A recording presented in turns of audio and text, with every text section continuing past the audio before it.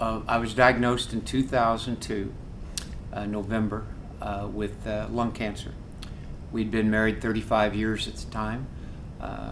Thought we knew each other pretty well, but found out that lung cancer can bring you much, much closer together. They operated, removed a lobe and did a resection on another lobe. And then after recovering from surgery, went through 3 months of intensive chemotherapy followed by 30 rounds of radiation. And went into remission.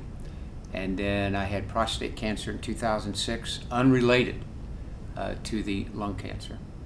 And then I've had 3 recurrences starting in 2008 outside the lung, and then in 2009 and 2010 again in the lung and in the bone. And today I'm excited to say, as of the 7th of March 2012, I'm cancer-free. When Jim was diagnosed on November 15th, 2002, I became a caregiver. And I was just as surprised and unprepared for that role as he was for being a sick person with cancer.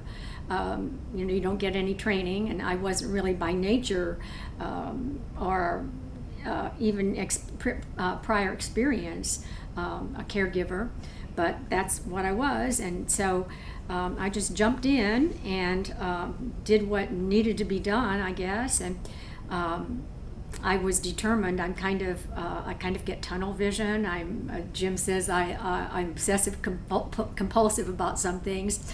I'm sort of a bulldog when it comes to his care and getting information. And so I became the one who was the collector of information and the disseminator of information, and pretty much was the communicator with the doctors.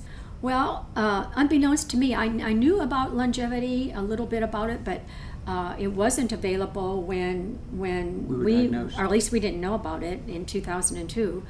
And but I had been, following them, and Jim had seen some of the things on Facebook, so he saw that they had this contest for the Caregiver of the Year, and he submitted my stuff. I don't know when that was that you did that. I think it was in December. But then we found out about it.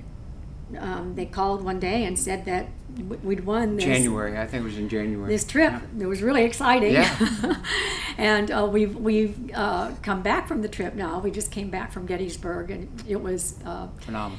It was really the first time we've been away together like that, except for cancer treatment. Yeah. Not cancer related. And it Very was uplifting. It was everything we had hoped it would be and more. So we really are very grateful. I think the most important trait for a caregiver is to be a good listener. And by being a good listener, you are hearing what your loved one is saying, and then take that information and disseminate it into action. And Cindy's done that. She's taken that information and put together many actionable plans, and I am the beneficiary of her actions, believe me.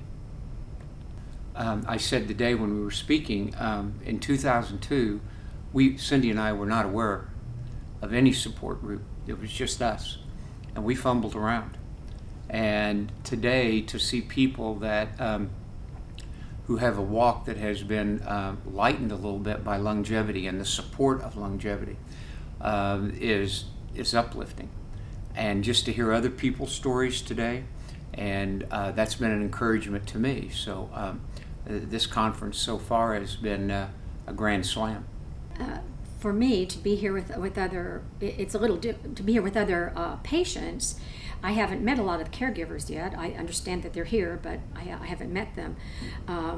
But for me, as a researcher, I'm just always so eager to hear their stories and what they attribute their survival to.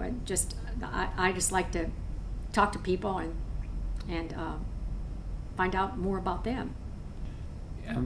If you had a good meal at a restaurant, you enjoyed a good movie, you'd recommend that. You'd share that event, that experience. And it's the same thing with your cancer journey.